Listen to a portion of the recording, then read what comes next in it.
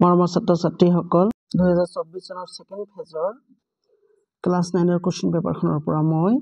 তোমালোকক 109 লৈকে কৰি দিছো। আজি 110 ৰ পৰা আৰম্ভ কৰিছো। 110 ত কি কৈছে তোমালোকক?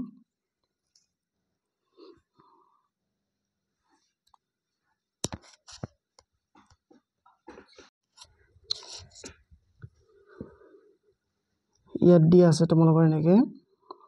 যে ৰম্বাস আকৃতিৰ পথাৰ এখনৰ বিপৰীত শীৰ্ষবিন্দু যোৰৰ মাজত দূৰত্ব 144 মিটাৰ আৰু 48 মিটাৰ প্ৰতি 20 মিটাৰ দৰত পথাৰখনত জেওৰা দিতে মুঠ কিমান খৰচ হ'ব? বিপৰীত শীৰ্ষবিন্দু বুলতে তোমালোকে তহতে গমে পাইছা তাৰ নেকি ডায়াগোনালৰ কথা কৈছে। এইটো ধৰি লও তোমালোকৰ ৰম্বাস, এইটো দিয়া আছে তোমালোকৰ 144 যাক তোমালোকে P বুলি ধৰি ললা আৰু আনটো ডায়াগোনাল এইটো যেটো দিয়া আছে তোমালোকৰ 48 যাক তোমালোকে Q বুলি ধৰিবা। এতিয়া কথা হল কি এই ৰম্বাসৰ ডায়াগোনালৰ পৰা তোমালোকৰ যেটো জেওৰাৰ কথা কৈছে, জেওৰা মানে তোমালোকৰ ইয়াৰ বাউন্ডাৰী মানে হল তোমালোকৰ পৰিসীমা। তেনেহলে পৰিসীমাৰ ফৰ্মুলাটো ইয়াত এনেকৈ ইউজ কৰিবা P = 2 * √P² + Q²। এইটো কিন্তু ফৰ্মুলা, এই ফৰ্মুলাটো তোমালোকে মুখস্থ ৰাখিবা। = 2 * P ৰ মান কিমান আছে 144 স্কয়াৰ, Q ৰ মান কিমান আছে তোমালোকৰ 48 তাৰে স্কয়াৰ আৰু এইটো স্কয়াৰ তোমালোকে কৰিবা, কৰি যোগ কৰি স্কয়াৰ ৰুট কৰিলে তোমালোকে প্ৰায় এক্সাক্ট নহয় কিন্তু দেই প্ৰায় 303.58 পাবা। তেনেহলে পৰিসীমা আমাৰ ইমান মিটাৰ হল হয়নে? এতিয়া 20 টকা দৰত খৰচ উলিয়াব দিছে, তেনেহলে নিৰ্ণয় খৰচ এক্সপেন্স তাৰ মানে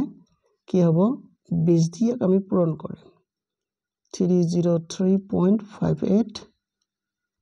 পূৰণ কৰছোন আমি। আচ্ছা 2 8 গুণ 16, 2 5 গুণ 10 11,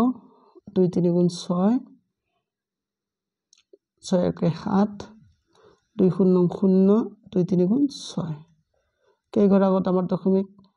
দশমিকটো আছিল আমাৰ ইয়াৰ পৰা বাগৰি যাব ইয়াত, ৰাইট?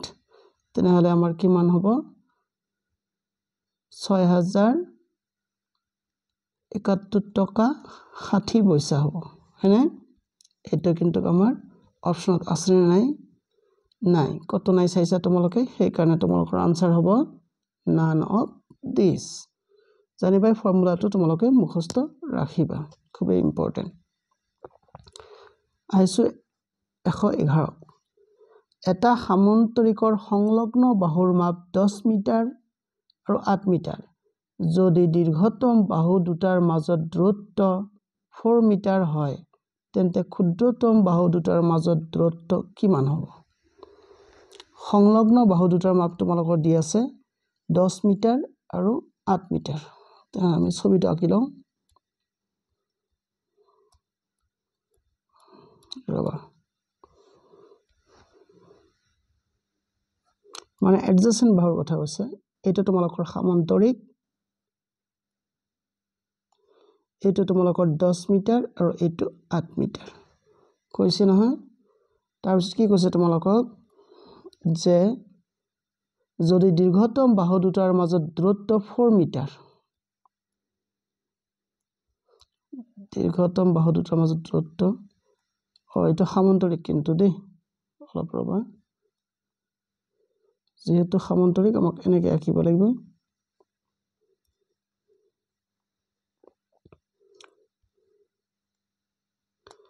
এইটো 10 মিটাৰ হলে এইটো 10 মিটাৰ, তেনেহলে দীৰ্ঘতম বাহু দুটাৰ মাজত দূৰত্ব কিমান আছে 4 মিটাৰ বুলি কৈছে। তেনেহলে ক্ষুদ্ৰতম বাহু দুটাৰ মাজত দূৰত্ব আমাক উলিয়াব লাগে, ৰাইট? তাৰ মানে আমাৰ এইটো ৰবা মই এইটো লাইন দিছো, এইটো দৈৰ্ঘ্য উলিয়াব লাগে। এটা আমি কেনেকৈ উলিয়াম? এটা আমি কালিৰ ফৰ্মুলা দি উলিয়াম হয়নে? ৰম্বাসৰ কালিৰ ফৰ্মুলা কি আছিল? A = বেছ ইনটু হেইট তেনেহ'লে বেছ কিমান আছে আমাৰ বেছ আছে 10 হাইট কিমান আছে তোমালোকৰ 4 ঠিক তেনেকৈ যদি এইটোক যদি তোমালোকে বেছ বুলি ধৰা তেনেহ'লে হাইট হ'ব তোমালোকৰ এইটো আৰু এইটোক তোমালোকে x বুলি ধৰি ল'লা ইকুৱেল টু তোমালোকে লিখিবা বেছ হ'ব 8 আৰু হাইট হ'ব x তে ক্যালকুলেট কৰিলে ওলাই আহিব which implies তোমালোকে লিখিবা 4 দি কাটিলে ইয়াত 2 বাৰ 2 দি কাটিলে ইয়াত 5 বাৰ তেনেহ'লে কিমান হ'ব 5 ইকুৱেল টু x তেনেহ'লে 5 মিটাৰ হ'ব দৈৰ্ঘ্য 5 মিটাৰ অপচনত আছে নাই চাওঁ এই যে 4 নম্বৰ অপচনটো তোমালোকে চাব পাৰিছা 5 মিটাৰ নেক্সট কি আছিল তোমালোকৰ 112 নম্বৰ অংকটো কৰি দি অফ কৰি দিবলৈ চেষ্টা কৰিম নহলে দীঘলীয়া হয় এখন বাগান ট্ৰেপিজিয়ামৰ সমান্তৰাল বাহুৰ দৈৰ্ঘ্য 33 মিটাৰ আৰু 12 মিটাৰ ইহঁতৰ মাজত দূৰত্ব 24 মিটাৰ ইয়াত ৰোপণ কৰা প্ৰতি জোপা গছে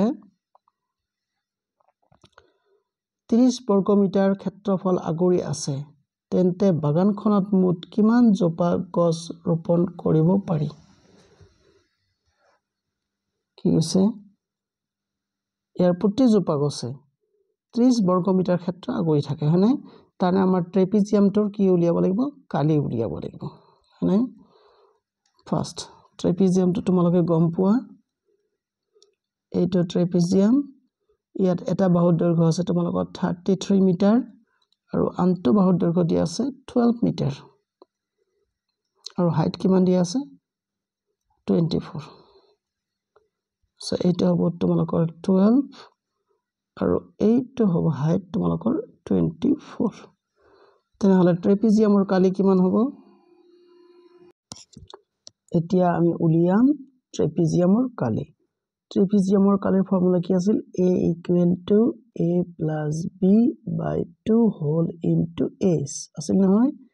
তেনেহ'লে a ৰ মান আছে তোমালোকৰ 33 b ৰ মান আছে 12 by 2 into h ৰ মান আছে তোমালোকৰ 24 ফাইন ইয়াত আমি ক্যালকুলেট কৰিম এই ধৰণে 2 দি আমি কাটাকাটি কৰিমচোন এটা কিন্তু 2 দেই 2 দি কাটাকাটি কৰিলে ইয়াত 2 বাৰ 24 তেনেহ'লে আৰু এইটো যদি তোমালোকে প্লাস কৰা কিমান হ'ব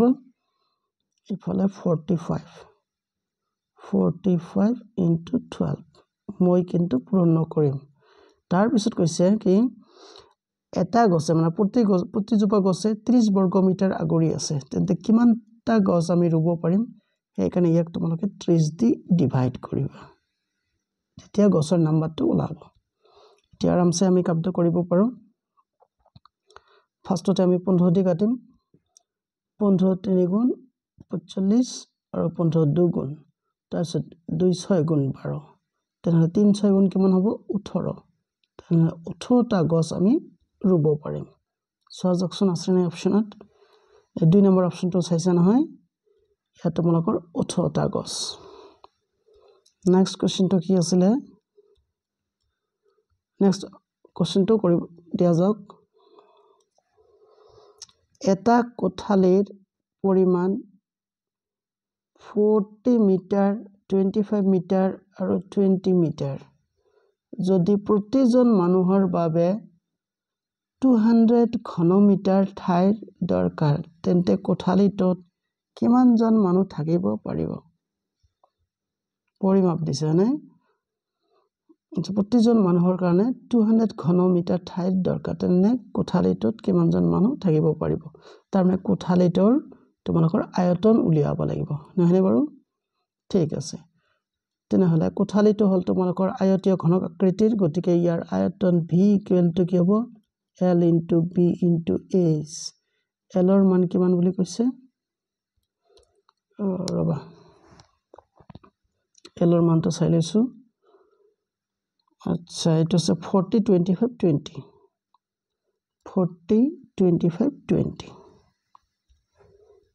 40 25 20 এটা হৈ গল তোমালোকৰ কোঠাৰ আয়তন কিন্তু এজন মানুহক লাগে কিমান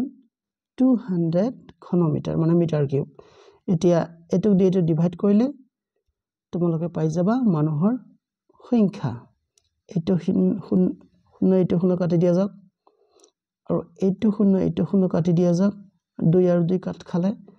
তেনেহলে 4 আৰু 25 পূৰণ কৰিলে কিমান হ'ব 100